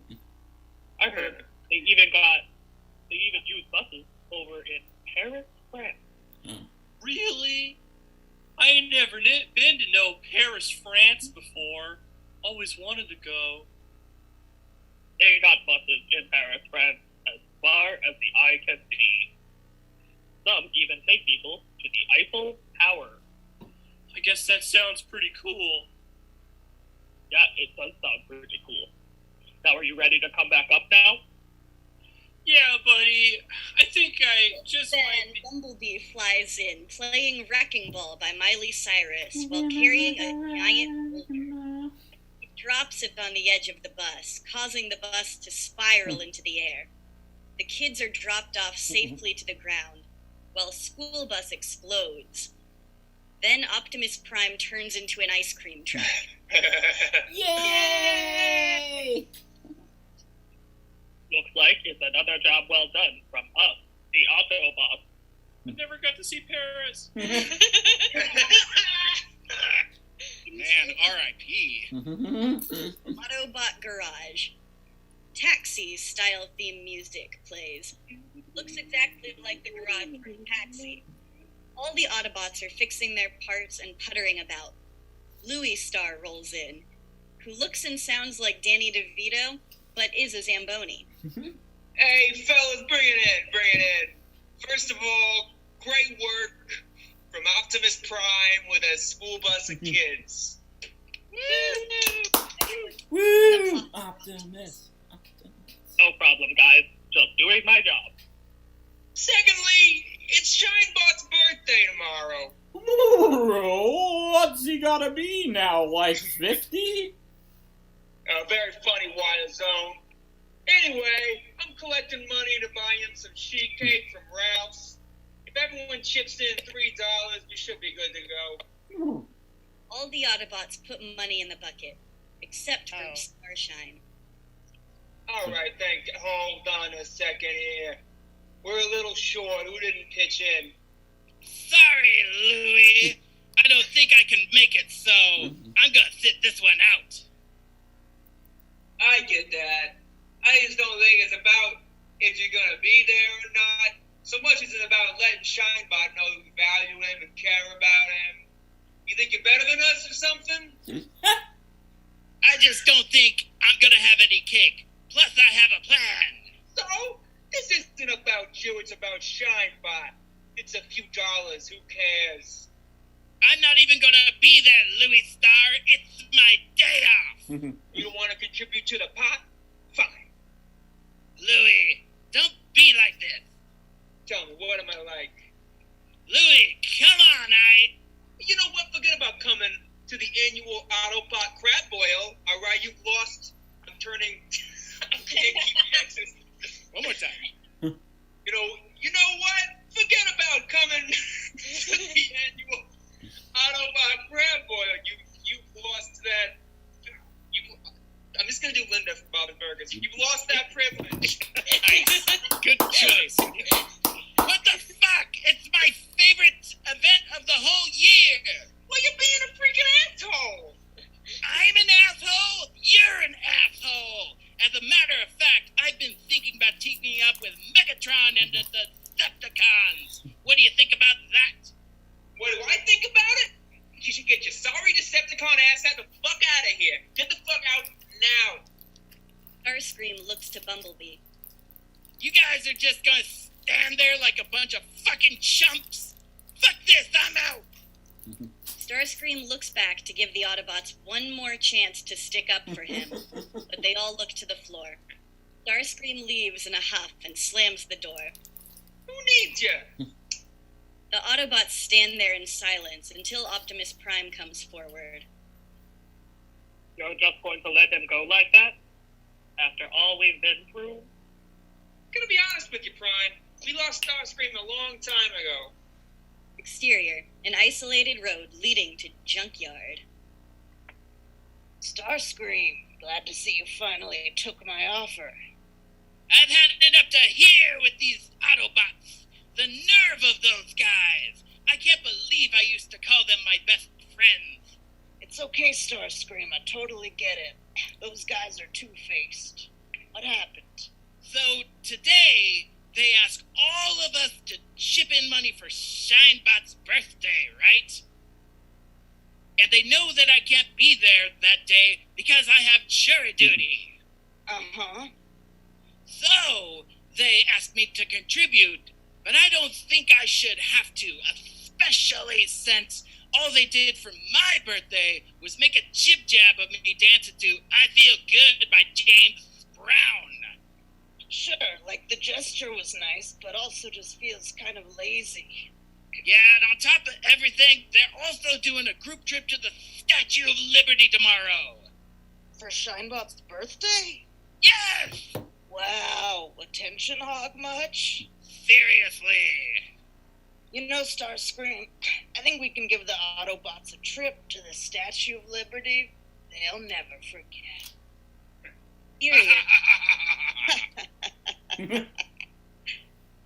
Exterior, ferry landing for Liberty Island. I feel really bad about what happened back there with Starscream. But honestly, he's really talking. Yeah, well, I'm glad we're all going to see the Statue of Liberty. I've lived in this city 40 years, never been to the Statue of Liberty. Can you believe it? Just then, a very hot Transformer starts to walk towards the Autobots. She's a motorcycle Transformer and wears a pink and purple leather jacket. Wow, guys! Check out the buttons on that robo-goddess! Oh, no. Optimus looks very embarrassed. What's wrong, Optimus? Soldering iron got your tongue? No. It's my ex, Voltina. Jesus Christ, you guys were crazy together, like napalm and dynamite. Yeah, very sexually charged. Well, sorry, guys. I was the one who invited Boltina. I didn't even know you guys were friends. I thought you guys were cool. No, just pick up. Optimus Prime quickly turns into a red Mustang to try and look cute. Hey, Autobots! Hello, Optimus. Voltina. You look well. You too. Well, this certainly isn't awkward at all. Damn it, YSO! It's fine. We can all be civil here. Definitely. The Autobots reach the front of the line to get to the ferry and are confronted by a ferry worker. What the hell's going on here? You guys are like cars or something? We're your owners. Well, actually, I'm a Zamboni. I'm a small tractor. And I'm a horse trailer. We don't have owners. We own ourselves. I mean, I guess cars are allowed on the ferry. Never seen no talking cars before, though. That one lady car is pretty hot, too. Actually, I'm a motorcycle. Okay, whatever. You guys can come on the boat. Optimus Prime opens his glove compartment and money for the ferry falls out. Cha-ching. Here's the fee for the ferry for all of us. Plus a little something extra. Much obliged. Have a great day. The boat leaves for Liberty Island as Starscream begins to play Empire State of Mind. All the Autobots put their arms around each other as a drone shot pulls out to reveal the skyline of New York City. Exterior, Decepticon junkyard. Okay, Starscream, it's finally finished. My master plan to take down the Autobots. Great! Lay it on me! So first thing, we both transform into helicopters. Okay. Then we fly to the Statue of Liberty. Love it. Then we annoy all the tourists by being very loud and circling the statue for a while. Still loving it? Then we steal the crown and torch from the Statue of Liberty. Yes! Without the torch and crown, the statue is just a very tall woman. A giant woman. Exactly. It will not only ruin Shunbot's birthday celebration, but it will also ruin the experience of visiting the Statue of Liberty for thousands, maybe millions of tourists everywhere.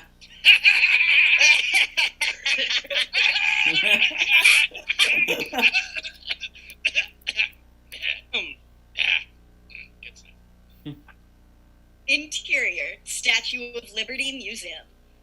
Wow! Did you guys know that the Statue of Liberty was a gift from the French in the 1800s? You know what would be a great gift? If they'd liberate those sweet tatas of her. Quiet zone! What? What did I do? Optimus Prime and Voltina talk in a corner of the museum. Oh. You still seeing macro coil? No, we broke up, actually. He was pretty boring, to be honest. No sense of humor. Cutting out. Oh. Sorry. What? Like this? Optimus turns into a clown car. Optimus! honk. Just on my way to the circus. Wait 1 sec. Optimus turns into a taxi. Hey, did anyone order a taxi? You're hilarious. Optimus turns into a PT Cruiser. Come on, honey. Get in. We're going to school. Optimus, stop! I'm gonna spill gasoline all over my skirt.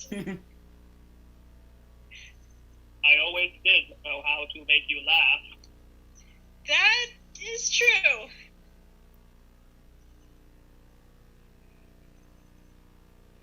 Hey guys, what the hell is that noise? All Autobots run outside to see 2 helicopters circling the Statue of Liberty. Oh god, it's so loud. I can barely hear myself think. Ow, my ears! My ears are really sensitive and this hurts! What the hell? It's Megatron and Starscream. What are they doing here, though?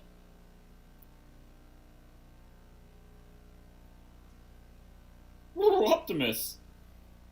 I'm not sure, but I don't like it. Hey, Shinebot, you having a good birthday at the Statue of Liberty so far? Well, I was before you guys showed up and ruined it. Well, if your birthday's going so well, you wouldn't mind if I did this. Helicopter Megatron swoops in. 2 robotic arms come out from the helicopter and steals her crown. Oh no, my crown. Now my head is really cold. Jesus Christ, they took her crown! Wow, the Statue of Liberty can talk? Is she a transformer? Yes, I am. God damn it, they took a crown. Now her head is freaking cold. Help me. Starscream, how could you turn your back on your brothers like this? Don't try and manipulate me. The Decepticons are my real family now. Starscream swoops in and steals the Statue of Liberty's torch. Yoink. A torch. First my crown, not my torch. I'm so cold now.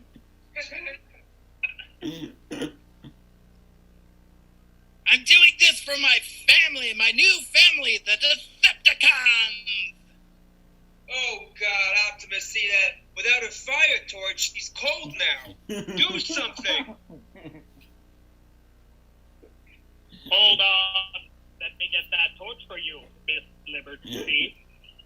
Thanks, Optimus. Optimus Prime turns into a fighter jet and flies to the Empire State Building and grabs the needle. Starscream flies to the Chrysler Building and grabs the needle. They both position themselves for a fencing match with the needles. On guard. Let's do this. The 2 start to fence. Bumblebee starts playing Bad Blood by Taylor Swift. We got bad blood, and we used to have mad love. A Now bunch look of at this singing bad sounds are also love. made. And I got bad blood. Looks like it's just you and me, Optimus Prime. Or should I say, Subominable Subprime? It's over, Starscream. Just give us the torch and crown, and no one gets hurt. I think it's a little too late for that, Optimus. We used to be brothers. We used to be family, Starscream. Don't you want to come back and be one of the good guys? Let me think about that. No! Starscream lunges at Optimus Prime with lightning speed and knocks him to the ground. Oh no, Optimus, look! Boltina! Megatron takes Boltina hostage and flies her toward the edge of the water. One dunk in this water, and your girlfriend is toast. Optimus, help me! I'm a motorcycle transformer, which means I can't turn into a boat, which means I can't swim. That checks out.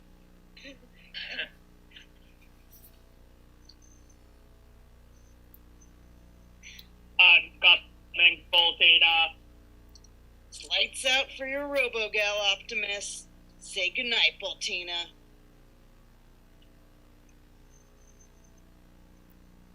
Not on my watch. Just then, Optimus Prime flies lightning speed toward both opponents and stabs the needle through both Megatron and Starscream. Did anyone order a couple of Decepticabobs? Optimus Prime flings the Decepticons off into the horizon. I'll get you next time, Optimus! Yes! Woo! You did it, buddy! You saved the day! Yes! Thank you, Optimus! What a wisecrack! Oh, I can be sincere, Louis Starr. I don't always have to be on. Bumblebee starts to play Born in the USA by Bruce Springsteen. Everyone, including Citizen and Autobots, all collectively starts overhead clapping to the song. Born in the USA. Born in the USA. What a fucking nightmare.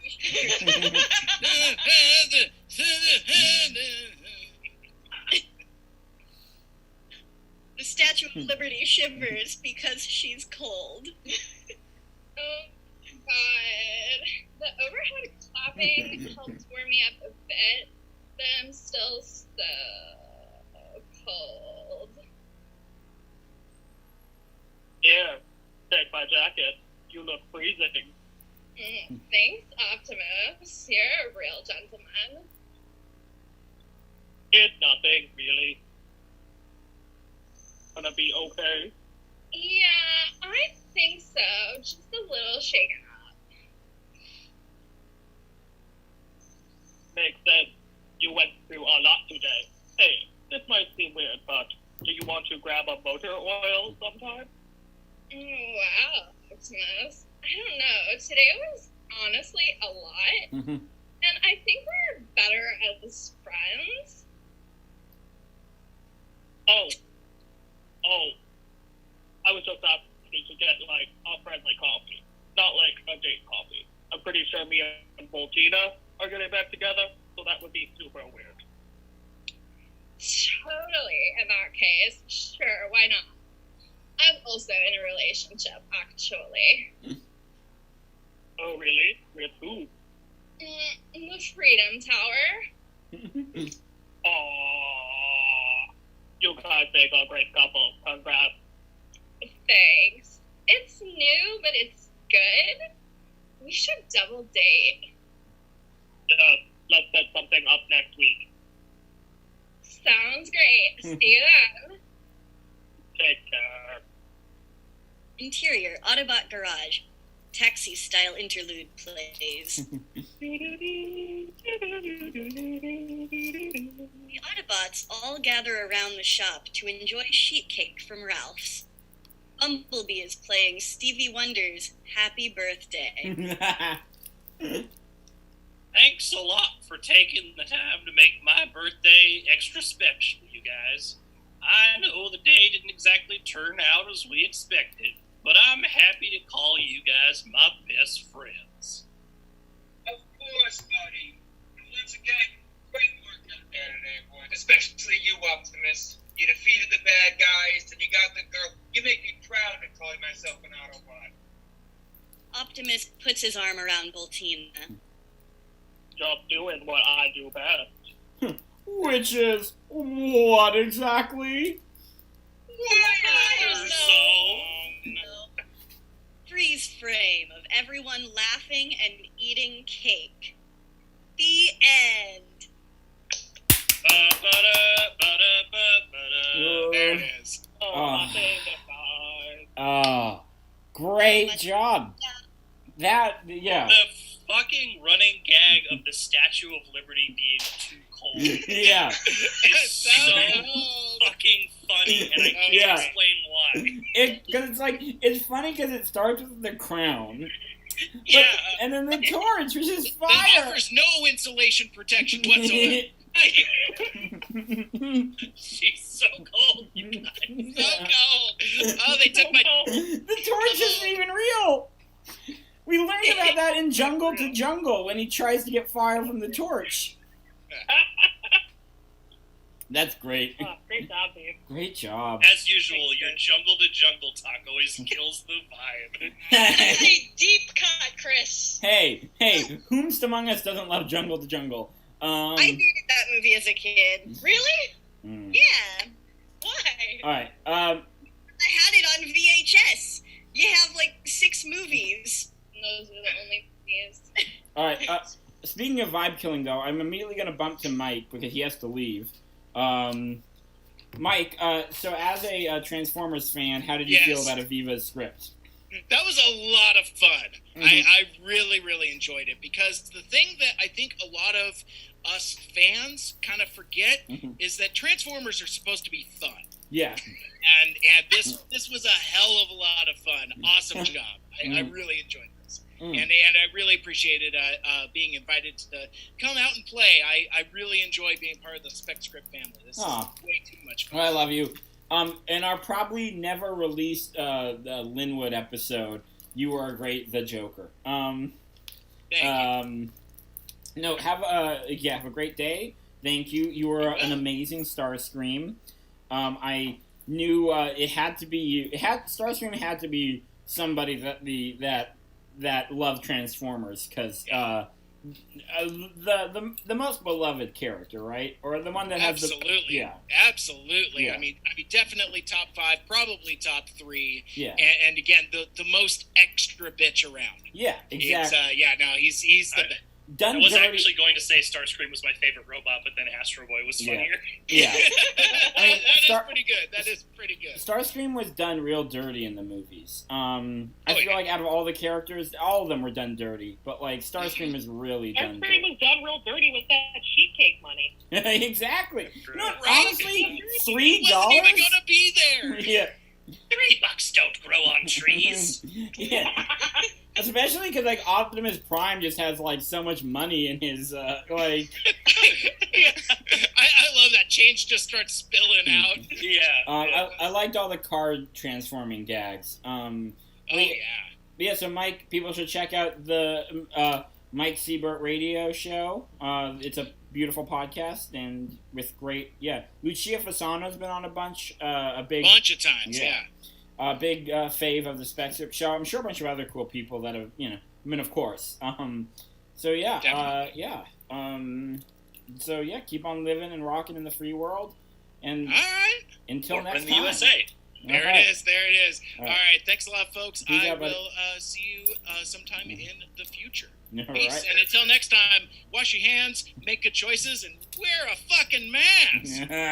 Well, way to get political. I know, right? And with that, I hit this little button that says leave. We all wear masks in society. Well, I hear we live in a society. Yeah. Well. Oh no. We're living in a society. All right. We'll see you, Mike. All right. Peace. And hey, that's a mask. So Aviva, how do you feel about how your script? How do you feel about the Transformies? About the actual Transformers? How do you feel about your script? Do you feel I loved it? Did you learn? I liked it. I liked it. I would probably take another pass at it, but I think everyone here did a great job, and I appreciate I thought Karina did a great New York accent. I thought it was fantastic. Thought everyone's choices were great. I'm still here. Literally no, Karina, the choice to do the Tina Bell. Is it Tina very Bell? smart. Sorry, Very Mom smart. Bell show. It's I good. just kept doing it without meaning to. Shane and Lydia, I have to pee. Can y'all run the pre-show for a moment as I run the P show? Hey, come on, that's not fair. Not the pre-show or the post show. the post. Karina, since you have to pee, do you have anything to plug before you go? Just check me on YouTube. I got recordings. They're good. Ish. Where can they find those on? You just search Karina Lucas. Karina Lucas, yeah. Also, Desperate for Approval on Instagram, the number 4. That's me. Desperate 4. Yeah. Okay. All right. Well, thank you so much for being on the show. You were great. Go pee. Take care of yourself. Later, y'all. In a minute. Yeah, exactly. It's like, yeah, bye. Wait, where's the? Does anyone else need to pee? Do we get to them first, or is everyone good? Order of who has to pee the most. I have to pee really bad. Allison, is there anything you'd like to plug before you go? Also have my Twitter account. It's at Allison_Mick. Mick, like the word for Irish people. Not racist because they're white. Read my tweets and then like them and then send me money. Yeah. That's fair. the order of operations. Yeah. Check out the Twitter, read the jokes, send money, go pee. All right. Bye. Daniela, do you have to pee? No. This is the new show title. Do you have to pee? Who do you think I am? Well, I mean, a lot of people have to pee because we live in a society. You didn't have to pee at all. Genuinely have to pee. Like appropriating that to put on makeup that's not going to wash off for 3 more days. I had to wear a mask. Also, Chris is canceled. Also, I do have to pee, but I decided to do this instead. Don't ask me. I've gotten really good I'll at never tell. I looked to you as it fell, and now you're in my way. Traded my soul for a wish, pennies and dimes for a kiss. I wasn't looking for this. Now you're in my way. Your stare was holding ripped